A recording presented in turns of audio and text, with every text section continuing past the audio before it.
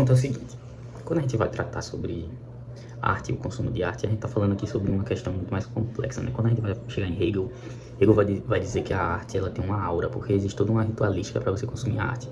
Quando você vai ver a Mona Lisa, você tem que passar por todo um processo de chegar lá, e todo esse processo de estar lá, de ver ela, é um processo ritualístico, almático, e tudo isso é muito construidor da arte, então ela torna-se única e especial.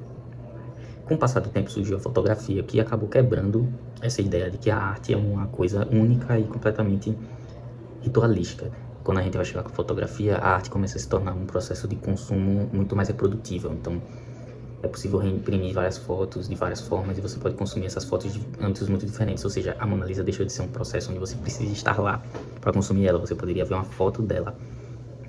E aí começam as questões sobre a arte. Aí vem Walter Benjamin e vai tratar sobre isso. Ele vai dizer que a arte ela vai se tornar reprodutível. E ele não vai negar a arte almática, mas ele vai tratar a auráutica, né? Que tem uma aura, né? Mas sim vai tratar que agora a arte ela é reprodutível e consumida de forma mais expansiva. É outro tipo de arte, que é a arte que a gente mais consome atualmente, né? A gente consome uma arte muito mais reprodutiva, muito mais expansiva. E aí que vem algumas questões. E o ponto é o seguinte. O que a gente, uma coisa que Walter Benjamin não trata, e ele não consegue tratar ali na parte dos seus textos, é que ele não consegue dialogar sobre a arte no consumo excessivo. E esse é o ponto da arte atual. Tudo que a gente consome é excessivo. A gente não consome coisas pequenas, a gente consome hipersensibilidades. Então, por exemplo, eu vou jogar um jogo. O jogo é uma arte por si. Apesar de ainda ter o seu fator comercial e ter toda uma produção capitalista em cima dela, ele é uma arte. Mas eu vou jogar o jogo e vou, ao mesmo tempo, assistir um vídeo no YouTube, eu vou ver um filme. Eu vejo um filme e jogo o jogo. Eu vejo um filme e assisto uma série. Eu tô consumindo duas artes ao mesmo tempo. Isso é uma coisa que o Walter Benjamin não tinha como prever que iria acontecer. E esse é o ponto. Será que o diálogo que eu quero trazer não é um diálogo sobre certo ou errado, não é moral, mas sim um diálogo reflexivo sobre esses processos. Até que ponto, quando consumimos arte nessas divisões, a gente está consumindo arte de um jeito que ela se perde? Até que ponto consumimos a arte de fato? E aí que vem o ponto, talvez a gente esteja em um processo utilitarista da arte, onde a gente consome a arte como puro utilitarismo conceitual. A gente tem uma liberdade tão grande também de consumo, que a gente pode escolher como consumir a arte, é uma coisa que há muito tempo atrás não se podia escolher. Você vai consumir a arte num computador, num celular, numa TV, num cinema. Antes você teria que ir para o cinema, então você não tinha escolha, né? Você já tem um nível de construção social onde você tem uma escolha para consumir. Então essa arte ela se torna muito democrática à mesma medida que ela se torna libertadora, né? Então você podendo escolher como você vai consumir a arte, como você de fato consome ela. E talvez esse seja o ponto crítico. O ponto crítico agora da arte não é mais sobre como a arte impacta só, e sim como a forma que consumimos impacta na forma que produzimos ela. Aquele momento que passamos, muitas vezes passando pelos reels do Instagram ali, até que ponto a gente está, de fato, consumindo aquilo de forma disciplinar, ou aquilo é um processo indisciplinatório, causado por todos os processos sociais, né?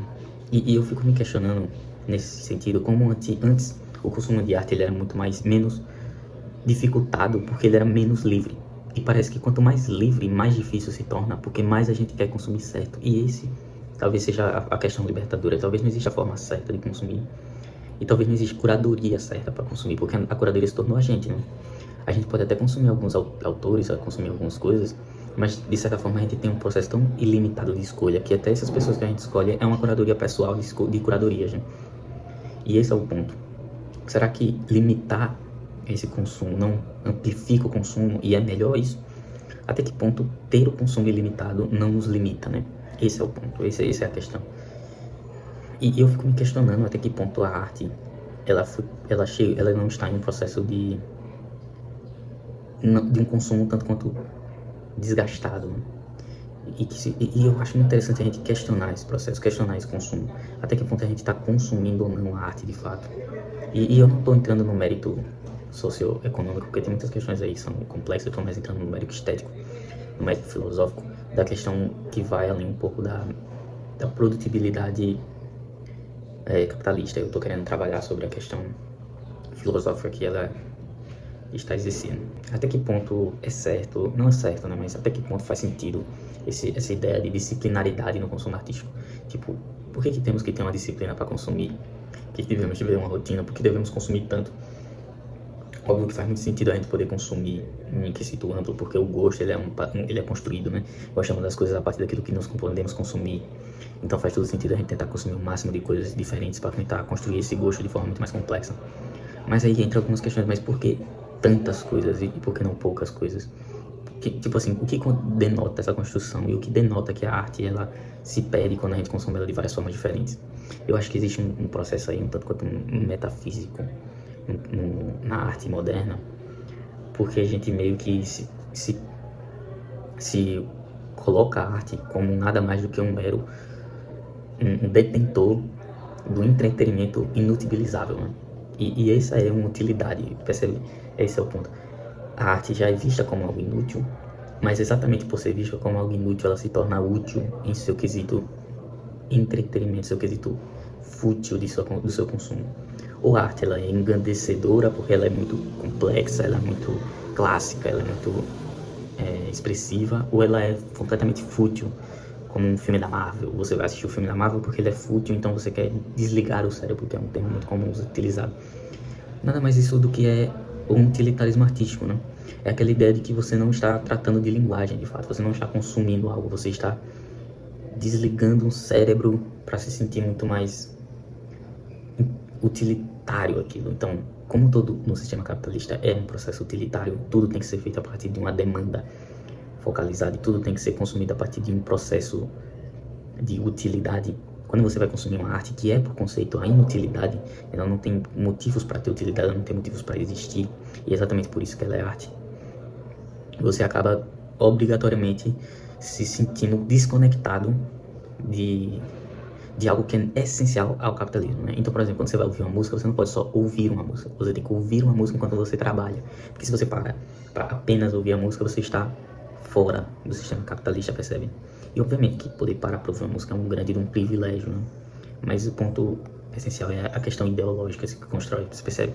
A arte deixa de ser um processo de consumo, de subjetificação, em certa medida de expressão e de consumo expressivo, de uma certa inutilidade, que é o que a arte em sua essência acaba sendo, para se tornar em sua essência um grande facilitador de processos capitalistas. Então é uma grande opicidade, né? Você está usando uma droga, você está consumindo uma música, você está vendo um vídeo, você está vendo uma coisa e você no fim só está se anestesificando desse processo capitalista ideológico absurdo, né?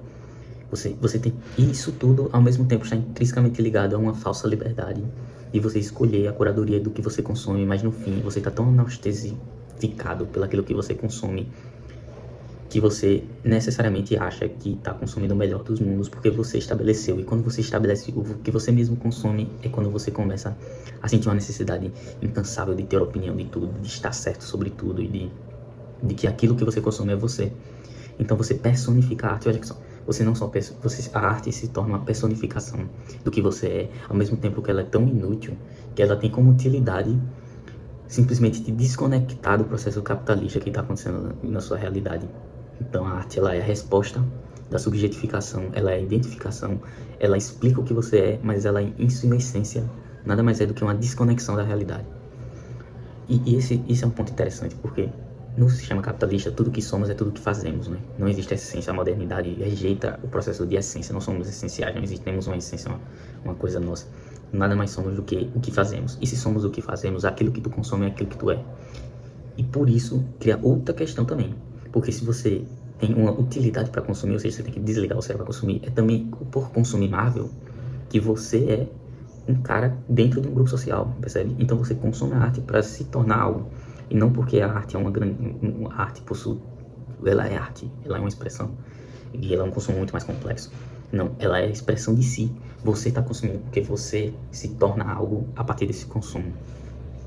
E nesse sentido, a gente acaba se perdendo completamente nesse consumo e acaba que no fim não consumimos nada. Assim, e eu digo nada não no sentido de não estarmos realmente de fato nos locais ou nas artes, mas não consumimos nada porque não a vemos, né? De fato, não estamos questionando de fato aquele consumo e em algum momento estamos indo além do que aquela arte por essência é, né? Então estamos presos em um processo que parece meio infundado e meio que impossibilitado, onde a gente é fruto do nosso meio e não tem o que fazer, a não se aceitar. que o nosso consumo artístico se tornou, em certa medida, um consumo utilitário, né? Enfim, se gostou do vídeo, deixa o like, comente qualquer coisa aí, uma experiência, uma crítica, um xingamento, um elogio. O meu canal é um canal que supostamente tenta fazer algumas coisas, algumas críticas estéticas. É um processo, querendo ou não, de diário, né? Onde você vai ver a minha evolução acadêmica aqui, uma evolução intelectual. E eu me chamo João Santos e eu encontro você numa próxima conversa.